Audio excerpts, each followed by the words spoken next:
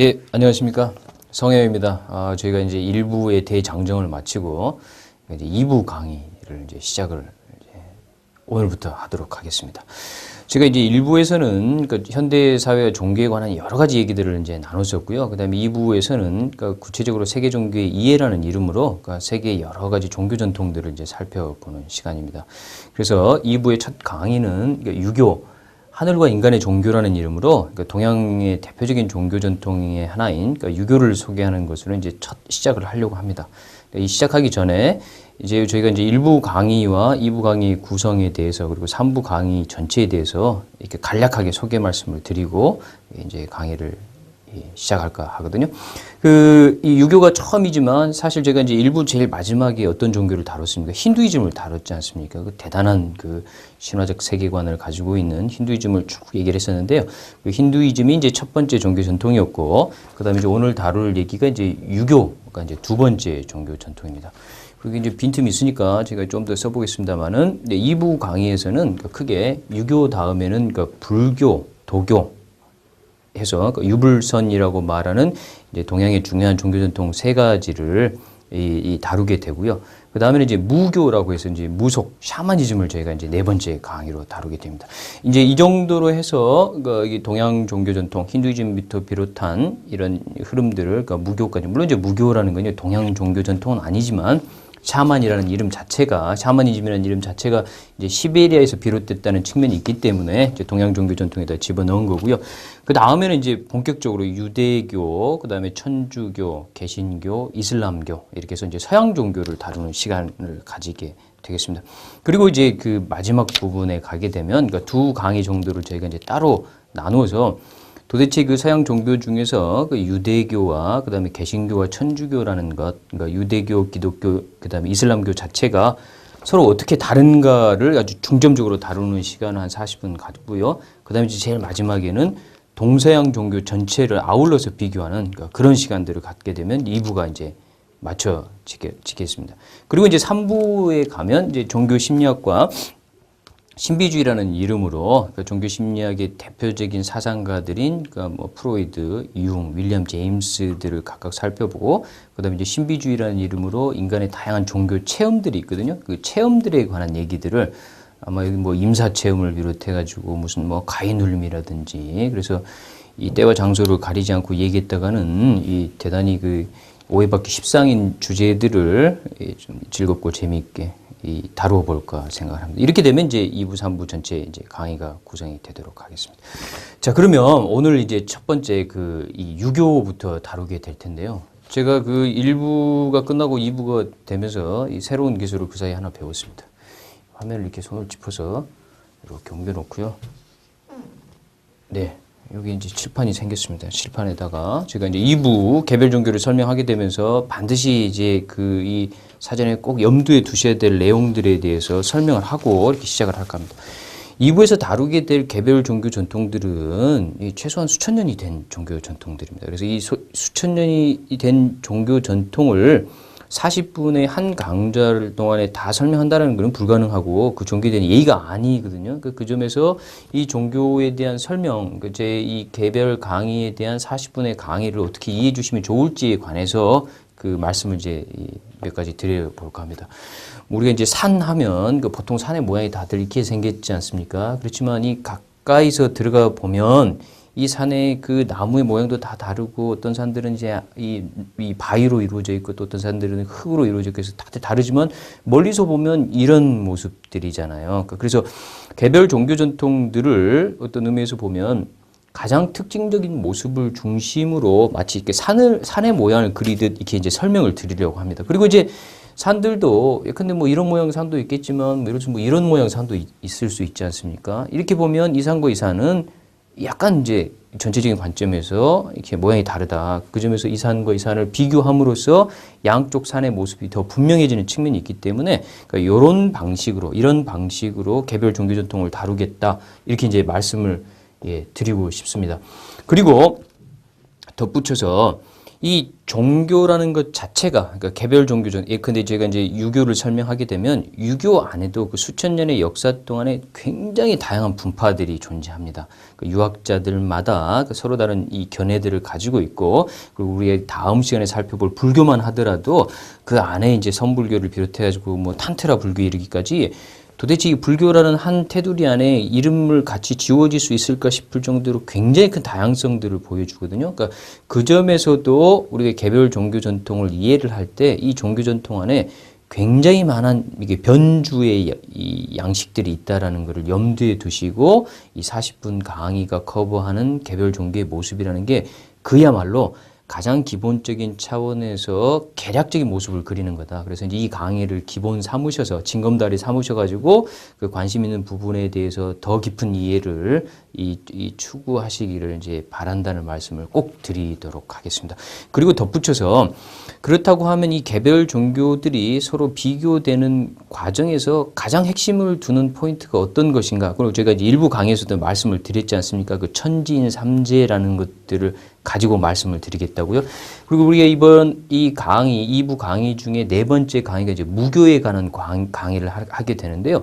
그 점과 관련해서 이 하늘과 땅과 인간이 연결되는 게 이제 소위 말해서 무라는 글자라고 얘기하지 않았습니까? 그러면 여기서 이 두 걸 뺀 하늘과 땅과 인간이 연결된다라는 게, 다시 말해서 윌리엄 제임스가 저희가 이제 저번에 일부 강의에서 소개를 시켜드렸습니다만은, 인간이 눈에 보이지 않는 세계와 눈에 보이는 세계를 연결하는 존재로서의 인간 존재를 설명을 드리면서 이 인간과 하늘과 땅의 세 관계에 초점을 맞춰서 이제 종교를 설명을 드리겠습니다. 예컨대 이제 보십시오. 유교 같으면 하늘과 인간의 종교라고 제가 이제 제목을 이제 언뜻 보여드렸습니다만은, 이 하늘과 인간 사이의 바람직한 관계 설정이 인간과 다른 인간 사이의 관계 설정과 아주 밀접한 관련을 맺고 있다고 얘기를 하는 겁니다. 예컨대 이제 그런 점에서 그러니까 유교의 독특성이 나타난다고 하면, 예를 들어서 이제 뭐 도교라든지 혹은 불교라든지, 특히 이제 불교 같은 경우는 유교와 굉장히 다른 성격의 종교거든요. 왜 다른 성격인가는 이제 구체적인 내용들을 살펴보겠습니다만은, 불교 자체는 이 세계의 구도가 나눠지는 이 구분 자체를 다 없앤다고 표현을 해야 되나요? 그러니까 공이라는 말 자체가 그렇지 않습니까? 그러니까 그런 방식으로 대단히 독특하게 얘기를 하고, 그 다음에 이제 기독교 전통으로 넘어가게 되면 이 신이라는 존재와 인간 사이의 관계라든지 혹은 거리의 측면에 대단히 포커스를 맞추는 이 종교입니다. 이런 식으로 이 천지인, 하늘과 땅과 인간 사이의 세 관계를 중심으로 여러 종교를 살피겠지만, 그 개별 종교들이 이 세 가지 관계를 파악하는데 대단히 나름대로 독특성이 있다라는 측면에 주의를 기울여 주시면 더욱더 이 강의 자체 혹은 이 강의 자체를 통해서 얻게 되는 종교에 대한 이해가 수월해지실 거라고 생각을 합니다. 예, 그 점에서, 그리고 뭐 거듭 말씀드리지만 이 종교를 전체적으로 설명하는 과정에서 제 전공인 그 종교 심리학과 그러니까 신비주의라는 얘기를 가지고서 계속 이제 말씀을 드리겠노라. 자, 신비주의라는 말은 제가 다시 한번 이제 정리를 해보겠습니다만은, 이 눈에 보이는 세계에 살고 있는 인간이 눈에 보이지 않는 차원과 결합할 수 있다, 하나가 되는 체험이 있다라고 전제하는 것을 신비주의라고 부른다는 거죠. 그리고 이제 모든 종교 전통은 어떤 의미에서 보면 이런 신비주의적인 흐름들, 경향성들을 강하게 가지고 있고, 예컨대 그게 보다 두드러지게 이제 강하게 갖는 종교 전통들도 있다는 거죠. 근데 힌두이즘 같은 경우가 대표적이라고 제가 말씀드리지 않았습니까? 그리고 이제 종교 심리학이라는 관점에서 보면 이 신과 인간 혹은 눈에 보이지 않는 세계와 인간이 하나가 되는 사건은 어디서 일어나느냐? 인간의 마음 속에서 일어난다는 거죠. 그러니까 물론 여기서 또 주의를 기울여야 되는 게, 이 마음이라고 하는 거는 여기 이제 인간이 있습니다만은, 마음이라고 하는 게 어떻다고 표현했습니까? 내 마음에서부터 출발을 하지만, 제가 이제 그때도 그림을 그렸었죠. 내 마음에서부터 출발을 하지만 이 마음이라는 것 자체는 이 더 깊은 층위로 들어가게 되면 마인드 앤 바디, 육체와 마음이라고 말하는 이분법적인 구분을 넘어서 있는 근원적인 실제에 가서 맞닿는다는 거죠. 그러니까 소위 말해서 이제 우리가 불교 전통 이제 살펴보겠습니다만은 불교에서 모든 존재에게는 불성이 있다라고 얘기합니다. 불성이 어디 있습니까? 바깥에 있는 게 아니라 내 마음 깊숙이 들어가면 내 마음 속에서 발견이 되는데 그때 그 마음이라는 것은 이미 내 개인의 마음을 벗어나는 차원의 마음이라는 거죠. 그러니까 소위 개인의 마음이라는 것, 개인의 의식이라는 게 더 깊은 층위로 가기 위한 반드시 통과되어야 되는 통로이지만 그 통로는 결국은 완전히 다른 차원으로 우리를 보내준다는 거죠. 이 점에서 종교 심리학의 그 심층적인 의식 차원하고 이거는 결국은 신비주의에서 말하는 신비적 합일 체험하고가 연계가 된다는 거죠. 예. 물론 이제 이 얘기는 그러니까 제 얘기이기도 합니다만은 그 뭐 이제 신비주의의 비교 종교학 관점에서 신비주의를 비교하는 이 측면이나 혹은 이제 종교 심리학 중에서 심층 심리를 강조하는 입장의 학자들이 이런 식으로 주장을 합니다. 그래서 이게 모든 종교를 이해하는데 일반적으로 통용될 수 있는 이론은 아닙니다. 예, 그 점에서는 또 다른 이제 유의가 필요합니다. 자, 그러면 이런 말씀을 쭉 드렸으니까 이제 본격적으로 그 유교라는 아주 굉장히 독특한 형태의 종교에 대해서 이제 구체적으로 살펴보도록 하겠습니다. 오늘 이번 시간에 살펴볼 유교는 크게 이제 5가지 챕터로 나누어집니다. 이제 선진유교라는 이름으로 해서 공자와 맹자와 순자, 그러니까 선진이라는 말은 진나라 이전이라는 의미거든요.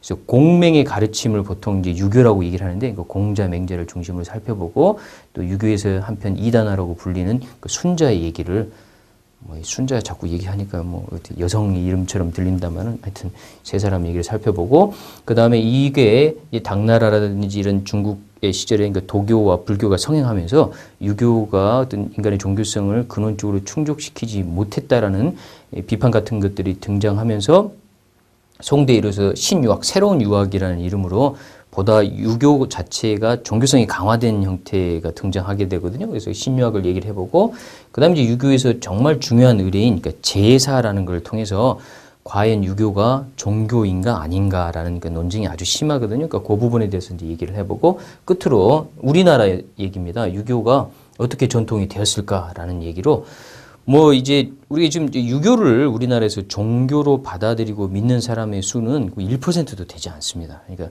더 이상 이제 유교가 소위 말해서 이제 주말마다 교회를 가거나 절에 가는 것처럼 그 이렇게 유교라는 게 이제 살아있는 종교의 형태는 아니지만 우리 문화 속에는 그러니까 전통으로서 아주 유교적인 세계관이 아주 뿌리 깊게 이제 뿌리를 내리고 있거든요. 그러니까 그 점에서 보면 그 왜 그 론리 플래닛이라는 그 여행 세계 최대의 그 여행 그 가이드북이 있지 않습니까? 거기 보면 한국을 세계에서 가장 유교적인 나라라고 소개를 합니다. 이제 뭐 그런 얘기들을 비롯해 가지고 우리나라에서 유교가 어떻게 전통이 되었는가에 관한 문제들을 살피는 걸로 유교에 대한 전체적인 얘기를 해볼까 합니다.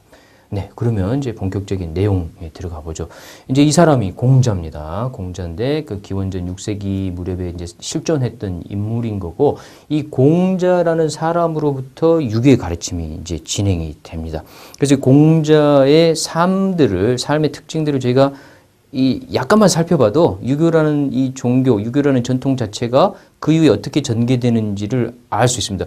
공자는 이 노나라 곡부라는 곳에서 태어났습니다. 그래서 곡부에 가면 이제 이 노나라의 곡부, 지금 이제 곡부에 가게 되면 이 공자의 제자들, 후손들도 이제 살고 있는 거고, 이 공자의 묘도 이 곡부에 있습니다. 그런데 이 공자가 이 3살 때 이게 아버지를 여입니다. 그리고 이제 그 어머니도 이제 곧 돌아갔으니까 어린 시절에 아주 고생해서 이제 살았던 사람이고, 나중에 이 사람이 이제 학문을 배운 다음에 이 학문의 이제 뜻이 깊은 다음에 곧바로 뭘 하냐면 이 당시 여러 나라들을 돌아다니면서 자신이 배웠던 그 학문들을 현실 세계의 정치를 통해 가지고 그 적용하려 다닙니다. 그러니까 소위 말해서 이게 지금 이제 종교적인 지도자가라고 말하는 사람과 대단히 다른 형태의 삶을 이제 사는 거거든요.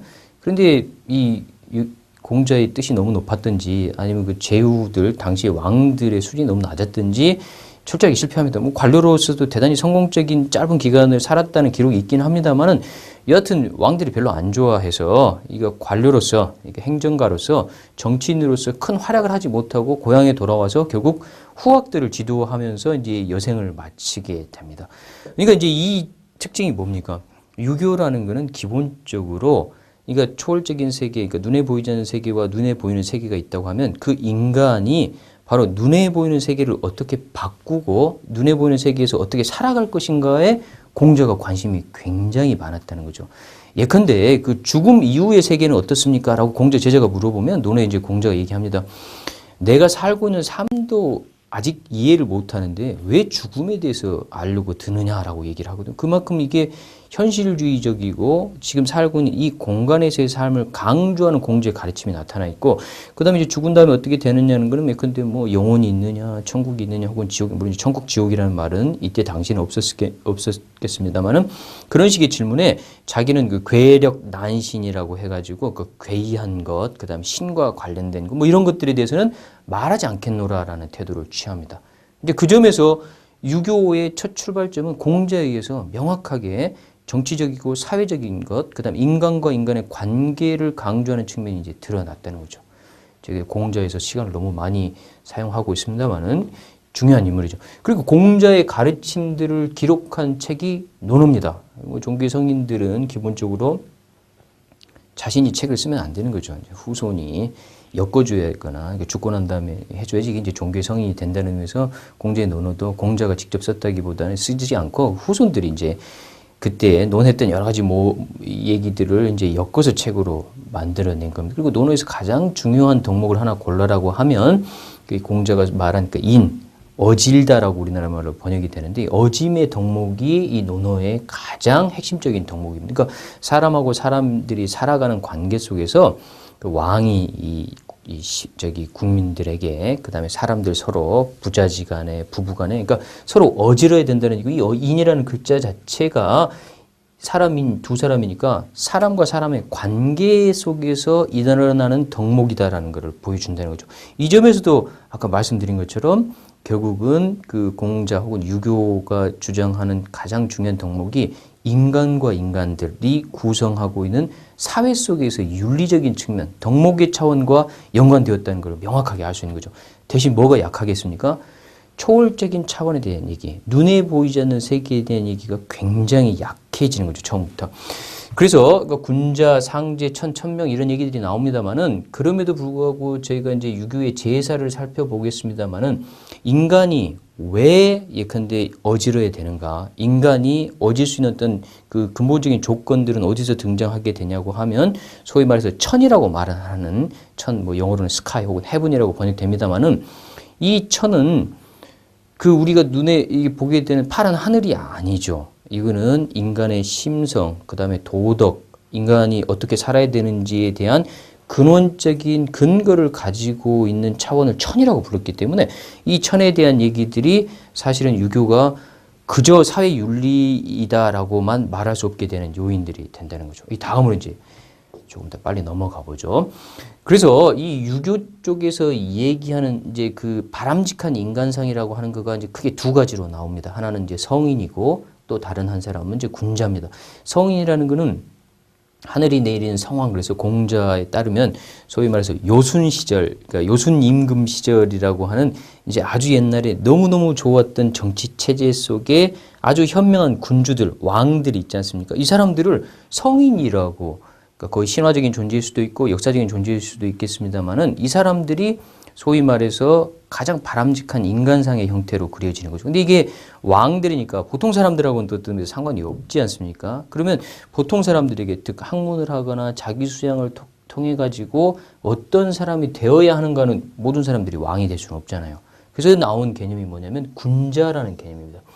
여기서 보시면 그러니까 현실 속에 살아가면서, 그러니까 성인은 하늘이 내린 성스러운 왕이라고 보면 이 현실 속에 살아가면서 자기 수양을 통해서 바람직한 인간, 그러니까 훌륭한 인간이 되는 모습들을 이제 군자라고 이 얘기를 하고 있는 거죠. 그리고 이제 논어에 나오지만 군자라는 건 어떻습니까? 의리에 밝은 사람입니다. 의리를 위해서 살아가는, 즉 다시 말해서 자기의 작은 에고, 자기 개인의 이해관계에 매몰되지 않고 이것보다 더 큰 무엇을 생각하는 사람이라는 거죠. 반면에 군자의 반대말은 여기 나옵니다. 소인. 이제 쪼질쪼질한 사람, 쪼잔한 사람이라는 뜻인데 소위는 뭐에 박습니까? 이익에 박다는 거죠. 그러니까 자기 개인의 이해관계, 자기 개인이 취득할 수 있는 이익에만 눈이 멀어서 사는 사람들을 이제 소인이라고 얘기를 했으니까 군자가 바로 의리에 밝아서 바람직한 형태로 어질물 가지고 다른 사람들과 모든 자기의 주변 사람들과 관계를 맺는 사람들이다. 이렇게 이제 알 수 있겠죠. 뭐 이렇게 이제 얘기를 하고 나니까 점점 마음이 답답해집니까? 이게 뭐 자기 수양, 이 뒤에 보시면 또 아시겠습니다만은 유교가 그런 점에서 한편 대단한 이 측면이 있지만 그 대단한 측면이 나중에 저희가 이제 도교랑 비교해 보면 알겠지만 굉장히 이제 답답하고 힘들어지는 대목도 있는 거죠. 이제 계속 살펴보겠습니다. 이 이제 공자묘입니다. 타이페이에 있는 공자묘라는 거는 그 공자의 실력에 묻혀 있다는 뜻이 아니고, 그러니까 이제 공자가 사후에 소위 말해서 이 유교 자체가, 그러니까 공자 자체가 이제 유교의 일종의 이제 성인으로, 그러니까 혹은 이제 대단히 바람직한 모델로 이렇게 추앙이 되면서 소위 그 공자가 살았던 삶의 모습, 공자의 가르침대로 이 사회에 살고 있는 모든 사람들이 살아가도록 만들게 되는 게 패러다임을 삼겠다라는 측면에서 이런 공자묘를 만들고 공자의 가르침과 뜻을 기리는 행위들이 계속 이제 중국 역사 속에서 일어난다는 얘기죠. 그리고 이 밑에 보면 이제 공교운동이라는 거는 저희가 이제 중국에서 문화혁명이라는 걸 통해 가지고 유교가 아주 전통을 대표하는 악습, 폐해로 생각이 돼서 뭐 공자의 그 사당을 비롯해 가지고 온갖 것들이 다 파괴되고 뭐 이런 일들이 벌어졌는데요. 이 그 훨씬 이전에 그러니까 서구 열강에 의해서 중국들이 침략을 당할 때, 중국이 침략을 당할 때 그 중국 사람들의 이제 자존심이 엄청나게 상처를 입지 않습니까? 그 과정에서 이 사람들이 이렇게 생각합니다.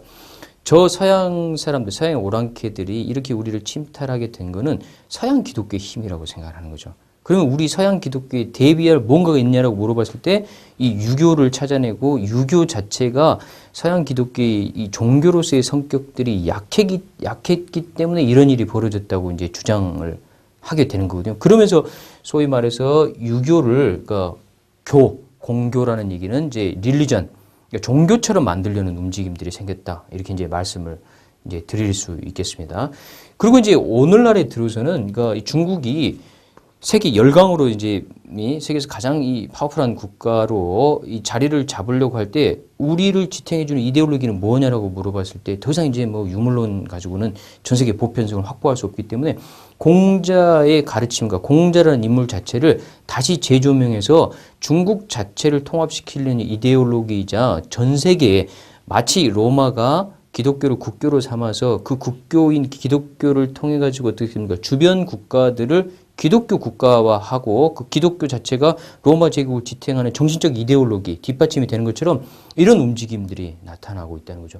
근데 보시면 이제 공자가 활쏘기를 하고 있는 모습이니까 이제 그 공자의 파워풀한 모습들, 이렇게 가르침을 전하다가 이런저런 왕들한테 쫓겨다니고, 그 다음에 왕들에게 전혀 이 환영받지 못하는 모습이 아니라 좀 더 강한 모습들, 이 주윤발이지 않습니까? 이 주윤발이 나왔던 영화가 뭔가요? 그 하여튼 깽 영화들 많았습니다만 그 연장선상에서 이제 권총이 아니라 이 활을 들고 있는데 이렇게 강한 모습들을 보여주는 공자 혹은 유교를 리바이벌 하려는 움직임들이 중국에서 나타나고 있다는 거죠. 다음 이제 이 선진 유교의 또 다른 이 중심 인물인 이제 맹자입니다. 그 맹자는 이제 이 유교 자체를 공맹지교에서 공자와 맹자의 가르침이라고 얘기할 정도니까 맹자는 공자와 더불어 유교를 지탱하는 가장 핵심적인 인물 중에 한 사람인 거죠. 이 맹자가 그 우리한테는 뭘로 많이 알려져 있습니까? 뭐 교육열과 더불어 가지고 맹모 삼천지교라고 많이 알려져 있죠. 맹자 어머니가 참 대단하셨던 거죠. 여기도 이제 아버님이 일찍 돌아가시고 그 어머님이 홀어머니 밑에서 이제 키우는데 결국 주변 환경에 따라서 인간이 변할 수 있으니까 어머님이 끊임없이 이사를 다녔던 모양입니다. 그래서 3번 이제 이사를 했다는 얘기인데 우리로 치면 뭡니까? 우리나라는 뭐 맹모 삼천지교가 뭐 강남이죠. 강남 목동을 비롯해 가지고 이제 자식의 교육이라면 뭐 태평양도 건너가고 뭐 이전 그 우리나라가 그 점에서도 되게 맹자의 가르침을 아주 잘 수행하고 있는 유교적 국가라고 봐도 과언이 아니겠죠. 여하튼 그 맹자의 가르침을 보면 맹자가 이제 나중에 이제 우리가 순자라는 인물과 비교를 해서 그러니까 보통 쉽게는 이제 맹자의 성선설, 순자의 성학설 이렇게 하는데 이제 단순히 그렇게 한 사람은 인간을 완전히 선하게만 보고 다른 한 사람은 완전히 악하게만 봤다 이렇게 이야기는 좀 힘이 들고요. 근본적으로 보면 맹자는 이 사단이라고 해서 단이라는 말은 이제 끄트머리 단초라고 하는 인간이 그 훌륭하게 되게 만드는 단초가 원래 인간의 마음속에 이렇게 들어있다는 거죠. 그래서 그걸 사단이라고 표현했습니다. 그래서 사단이 뭐냐고 하면 이렇게 이제 한자로 나와 있죠. 측은지심, 수호지심, 사양지심, 시비지심에서 인간에게는 남을 측은하게, 불쌍하게 여기는 마음이 있어요. 그래서 어짐이 생긴다라는 거죠. 인이 여기서 발달해서 인이 생기고 악을 미워하기 때문에 의가 생기고 그 다음에 양보하는 마음 때문에 예라는 것을 갖추게 되고 그 다음에 옳고 그름을 구분하기 때문에 지라는 게 생겨서 인의지라는 거가 발달하게 되는 그 단초를 가지고 있다는 거죠. 근데 단초를 가지고 있으니까 어떻게 됩니까? 키워야 되는 거죠. 키워서 커다란 나무로 만들어야지 이게 인의예지라는 개인의 덕목으로 이렇게 피어난다는 거죠. 이 사단은 어디서 왔습니까? 원래 천이 인간의 마음속에 심어둔 거죠. 심어줬기 때문에 그 잠자고 있는, 그러니까 맹아 상태로 있는, 씨앗 상태로 있는 것들을 더 키우는 것은 누구의 몫입니까? 인간의 몫이라는 거죠. 인간이 이 사단을 키우게 되면 군자가 될 수 있다고 보는 거죠. 이게 이제 소위 말해서 인간에 대한 긍정적인 관점의 이해다. 이렇게 이제 말씀을 드릴 수 있는 거죠.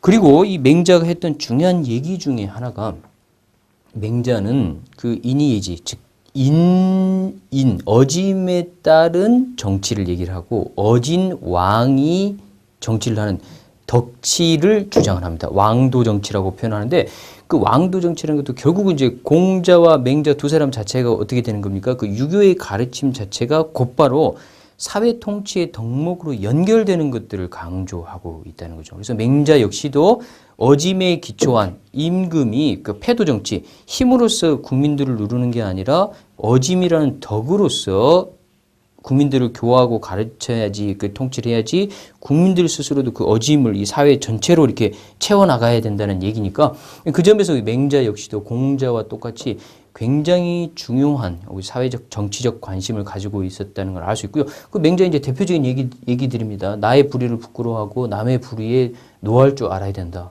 이게 지금 오마이뉴스나 오마이스쿨이 지향하는 바하고 대단히 명쾌하게 맞아떨어지지 않습니까? 이게 맹자는 굉장히 오마이스쿨에서 좋아할 만한 인물인 거죠.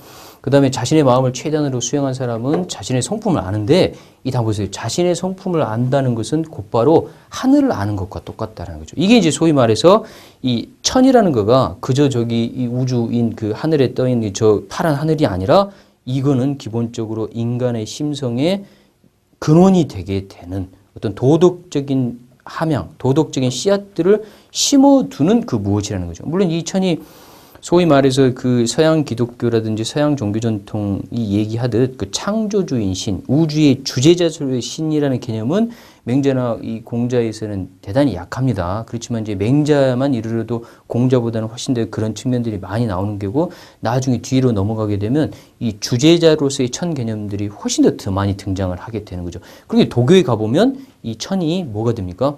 옥황상제가 됩니다. 우리 옥황상제 하면 뭐 떠오르는 생각들이 많이 있지 않습니까? 그 손오공도 나오고 뭐 막 이렇게 되는데 그런 얘기들이 결국은 이 천의 인격적인 측면들을 강조하는 흐름도 중국 속에 있었다는 걸 알고 있죠. 특히 도교가요. 이제 그 점도 한번 기억을 해두시면 좋겠고, 그 다음에 이제 유교의 이단화라고도 불리는데 이단화라까지는 좀 너무 심한 표현인 거고요. 순자입니다. 순자는 기본적으로 인간 속에 내재하고 있는 그 욕망의 측면을 강조를 합니다. 그래서 인간이라는 건 보통 어떤 거냐?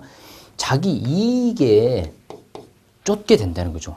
이게 뭐 그 다수결로 보면 사회라는 거는 이익을 보면 자기를 먼저 생각을 하지 저스티스를 생각하는 사람은 아주 적다라는 얘기죠. 이게 우리가 봐도 뭐 사회 현실이잖아요. 그러니까 대부분이 이제 받아들이는 거. 그 점에서 순자는 막 맹자와 공자와 맹자가 인간의 바람직한 이상적인 모습에 초점을 맞췄다고 하면 순자는 보다 현실적으로 실제 인간이 어떤 존재인가에 더 포커스를 맞춰가지고 인간이라는 건 기본적으로 이익을 쫓는 사람이기 때문에 이 이익을 쫓는 사람들을 교화시키는 게 중요하다고 주장한 거죠. 그리고 교화하는 거는 사양지심이라고 말하는 예의를 지켜라라고 할 때 그 예를 통해서 인간이 교화가 돼야 될 대상이라는 거죠. 그러니까 소위 말해서 사단이라는 거가 마음속에 있긴 한데 그것들을 충분히 키워서 군자가 될 사람이 이 세상에 얼마나 있겠냐는 거죠. 그 점에서 보면 이거를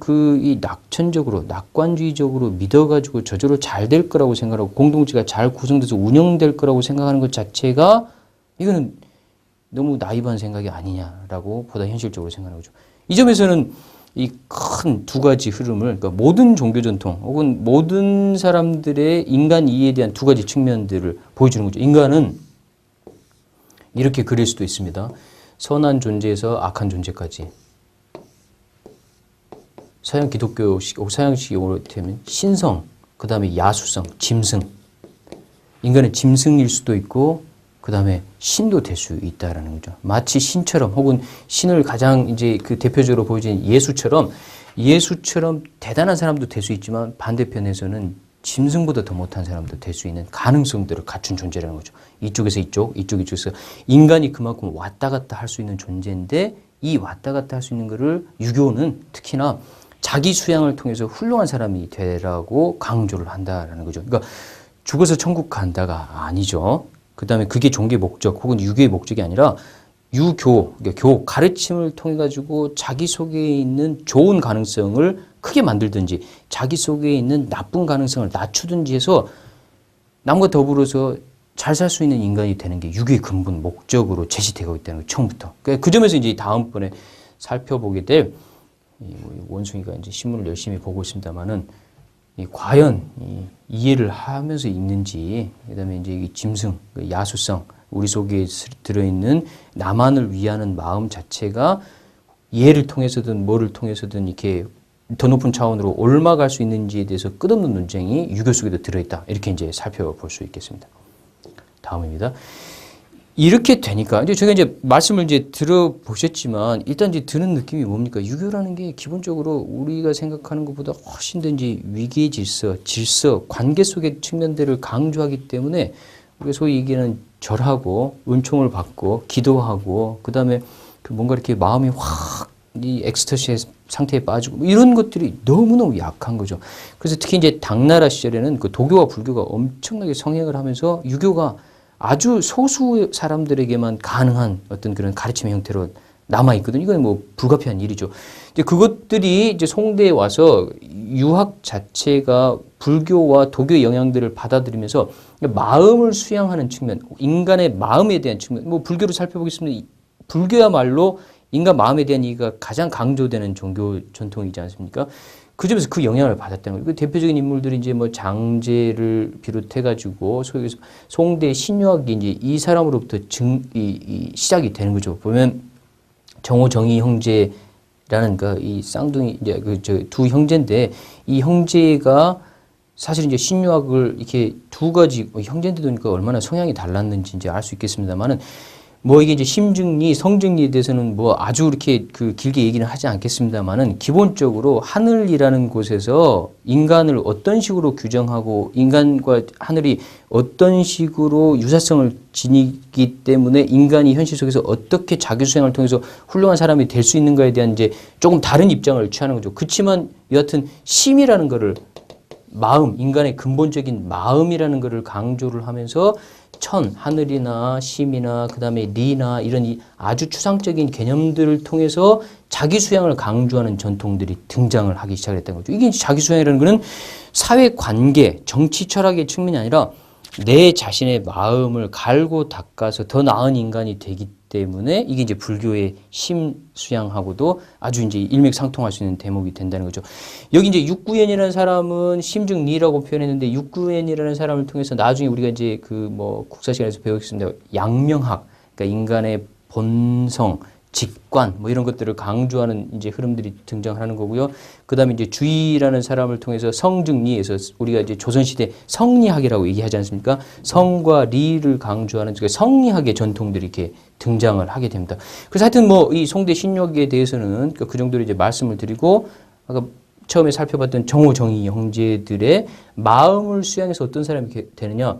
성인이 되기 위해서 성인이니까 성스러운 사람이 되기 위한 학문이 이제 드디어 되기 시작했대요. 그래서 이 이제 학문이라는 게 소위 지금 저희 현대에서 말하는 그 서양의 그 여러 가지 그 이 합리주의적인 그런 학문이라기보다는 마음을 수양을 해서 성스러운 사람이 되는 학문이라고 하니까 이때도 여기 유교는 역시 어떻게 되는 겁니까? 훨씬 더 종교적인 색채들을 이제 많이 띠게 됐다라고 볼 수 있는 거죠. 이제 다음으로 넘어가 보겠습니다. 이게 사실은 그 제가 바로 그 일부 마지막 강의가 힌두이즘이었지 않습니까? 이 보시면 얼마나 정돈되어 있습니까? 질서 잡혀 있잖아요. 그 우리 그 칼리 여신 기억나십니까? 그 시커먼 칼리 여신이 이제 손이 이렇게 네 개고 그 이제 시바 남신을 이렇게 발로 짓밟고 있고 거의 헐벗은 상태에서 목에 이제 죽은 사람들 자른 목들로 이렇게 목걸이를 걸고 있고 그다음에 한쪽에 이제 손을 들고 피를 한쪽에 받고 있고 뭐 칼을 들고 휘두르는데 혀는 이제 이렇게 막 어디 미친 사람처럼 시뻘건 혀를 내놓고 유교에 그게 어디 있습니까? 없죠. 그게 얼마나 다른 건지를 알 수 있는 거죠. 그러니까 유학자들 입장에서는 그 도무지 그런 만약 힌두이즘의 그런 그 아이콘이나 그림들을 봤다 그러면 이거 끔찍하게 그지없는 거고 마음을 심란하게 하는 거죠. 자, 그래서 무슨 문제가 생기는가 하면 그래서 유교가 과연 초월적인 차원을 얘기하는 종교인가 아닌가에 대한 논쟁이 끊임없이 벌어지는 거고 그리고 실제로 우리나라에서는 어떻게 됩니까? 유교를 뭐 기도를 하거나 기복을 원하거나 복을 바라는 이런 식의 종교로 이미 존재하지가 않거든요. 그 점에서는 공자 맹자부터 살펴봤지만 애초부터 유교는 굉장히 엘리트들의 다시 말해서 이성적인 사고 능력들을 가지고 끊임없이 자기 수양을 하는 사람들에게 적합한 종교 혹은 내지는 가르침이었다는 거죠. 그래서 이게 우습게도 유교가 나중에 그 계몽주의 시대, 그러니까 그 프랑스를 비롯한 계몽주의 시대, 이제 이때는 예수의 신부들, 마테오 리치 같은 사람들이 중국에 와가지고 공자나 맹자를 비롯한 유교 경전들을 이제 저기 유럽에 소개하거든요. 그 경전들을 본 그 이 계몽주의 사상가들이 너무 반가워했던 거죠. 이거야말로 바로 우리가 지향해야 될 무엇이다라고 이제 보여줬다는 거죠. 이거는 나중에 다음번에 또 다시 설명을 드리겠습니다만은 여하튼 그 얘기에 어떤 의미에서 보면 유교가 종교인가 아닌가라는 대목에서 유교는 이제 종교라는 이 관점에서 이제 접근을 해야 된다는 거죠. 일단 조상 제사가 있습니다. 죽은 사람에 대한 조상 제사가 있는데 이 조상 제사조차도 사실 또 종교인가 아닌가 그러니까 혼이든 백이든 죽고 난 다음에 뭐 존재하는 실체가 아예 없다고 생각을 하면 이 조상 제사라는 것 자체가 의미가 없지 않습니까? 그런데도 여기에 이제 돌아가신 조상들은 평소에 무엇할까? 그러니까 364일 동안 그러니까 조상들이 뭘 하고 있는지에 대해서는 별로 관심이 없습니다. 만화는 이 그림은 뭡니까? 천국에 있는 사람들이 할 일이 없습니까? 뭐 술도 안 먹을 거고, 뭐 담배도 안 필 거고, 나쁜 일은 다 안 할 거 아닙니까? 뭐 불륜도 안 저지를 거고, 뭐 다 안 하니까 하는 일은 뭡니까? TV를 통해 가지고 지옥에서 불타는 사람들을 이제 보는 거죠. 아, 저렇게 안 살기 다. 그리고 이제 불타는 사람 보면, 아이고 저거 봐. 이렇게 즐거울 수는 있겠으니까 놀거리가 없다라는 얘기처럼 이제 들리긴 합니다만은 여하튼 유교에서는 그 죽은 혼, 그 조상의 혼에 대해서 제사를 지내지만 이 제사라는 것 자체가 어떤 의미에서 보면 364일 동안 그 제사를 지내는 대상인 죽은 조상의 혼이 어디 가서 뭘 하고 있는지에 대해서 전혀 얘기가 없다라는 거죠. 이게 대단히 그 종교성의 측면에서 약화될 수밖에 없다라는 얘기죠. 그럼에도 불구하고 유교는 제사를 사방대다 다 지냅니다. 하늘에다 제사를 지내는 곳이 이제 원구단입니다. 원구단에 그 하늘의 제사를 지낸다는 얘기고요. 이제 하늘이 이제 동그랗다고 생각하니까 이 하늘의 동그란 모양을 본따 가지고 이제 원구단을 만들어서 하늘의 제사를 지냅니다. 그 다음에 사직단이라고 해서 지신과 곡신, 지신은 이제 땅에다가 제사를 지내고 곡신은 이제 곡물을 주관하는 신에다가 제사를 지내는 거죠. 이거를 그러니까 지신도 없고 곡신도 없는데 일부러 지낸다. 그러니까 그냥 뭐 이렇게 보기엔 또 힘들다는 거죠. 그 점에서 그 죽은 사람들한테 제사를, 그 조상들한테 제사를 지내는 방식 역시도 이 천, 보이지 않는 차원들을 인정을 최소한이나마 하고 있기 때문에 이제 이런 일을 했다는 얘기고, 지신과 곡신에 대한 제사도 역시 마찬가지인 거죠. 다음에 보시면, 그 다음에 이제 종묘제례라는 거는, 그러니까 임금에다가도 제사를 지내고, 그 다음에 문묘제례, 이제 종묘제례라는 건 이제 임금에 대한 제사를 지내는 거고, 그 다음에 문묘제례라는 건 공자를 비롯해가지고 주요한 이 유교의 성인들에게 제사를 지내는 거죠. 자, 이 점에서도 뭐 제가 나중에 한번 또 살펴보겠습니다만은, 이 공자가 죽은 지가 지금 뭐 2500년이 넘어가는데 우리나라에서 아직도 공자한테 제사를 지내는지를 해마다 하고 있죠. 얼마나 대단한 나라입니까? 그러니까 로니 플래넷에서 중국도 아마 이제 지금 와서는 이제 부활이 됐습니다만은 안 한 지 오래된 거를 우리는 지금 조선이 유교로 국고로 채택이 된 이후에는 수백 년 동안 계속 해오고 있거든요. 아직까지도. 그러니까 이 점에서 로니 플래넷이 우리나라를 유교적 국가라고 말한 이유가 있다라는 거죠.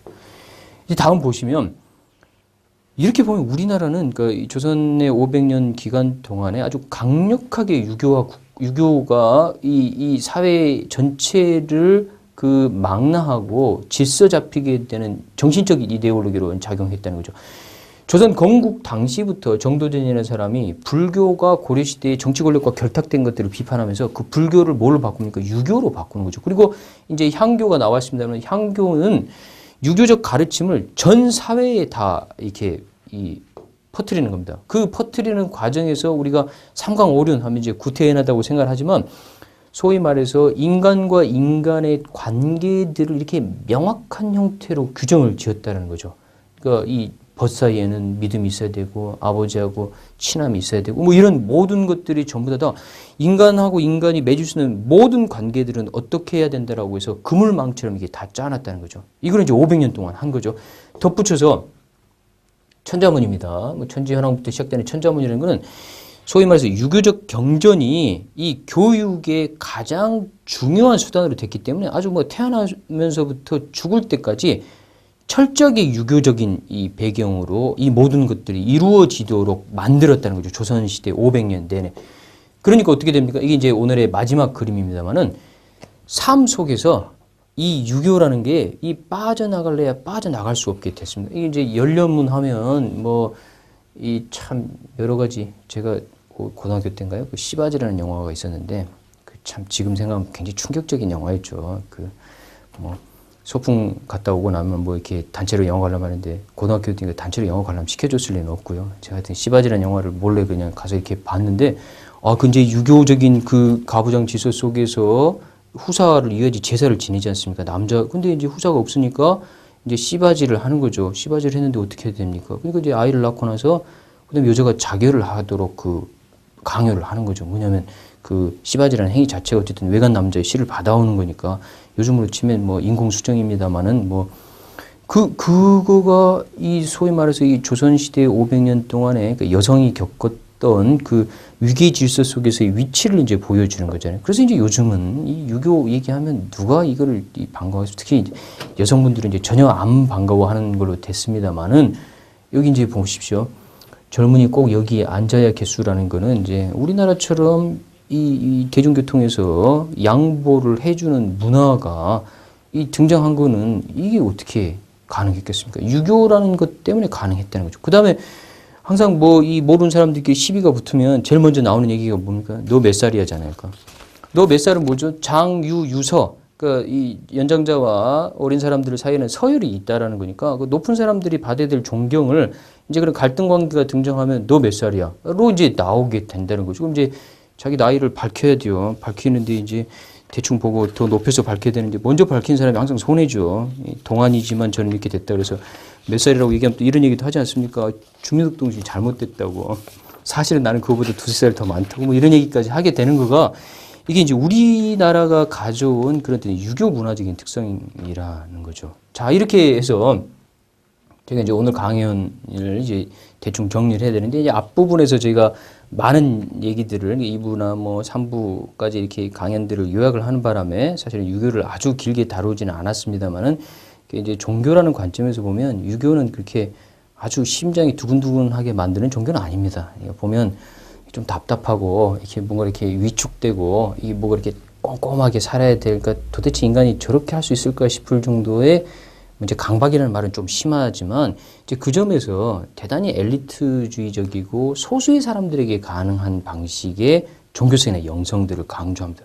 그 점에서 우리가 그 바로 이 저번 시간에 다뤘던 힌두이즘하고 한번 비교를 해보십시오. 아유, 이건 뭐 비교가 안 되잖아요. 그런데 보통 사람들의 입장에서는 그러니까 힌두이즘이라는 게 종교 전통이 가지고 있는 그 다양성들 있지 않습니까? 그 지식, 지혜를 통해서 그 신과 하나가 되는 것부터 시작을 해서 경배, 숭배, 행동, 심지어 그 탄트라를 한번 생각해 보십시오. 제가 일부 강연의 마지막을 탄트라로 유교의 탄트라가 있을 수 있겠습니까?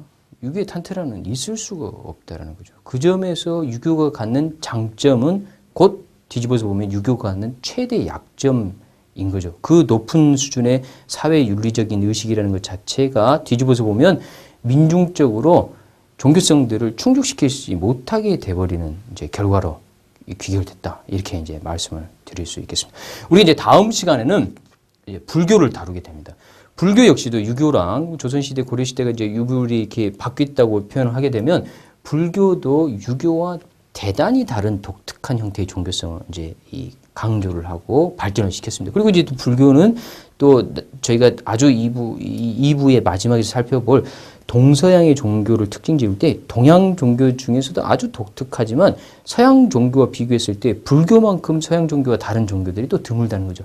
그 점에서 불교를 이제 살펴보면 이제 불교에 가게 되면 불교는 이제 유교보다 조금 더 재미있습니다. 재미가 있으니까 네. 유교를 들어주시느라고 고생이 많으셨습니다. 네. 저도 설명하느라 고생이 많았던 것 같고요. 그래서 다음 시간에는 우리가 불교라는 종교를 가지고서 다시 찾아뵙도록 하겠습니다. 감사합니다.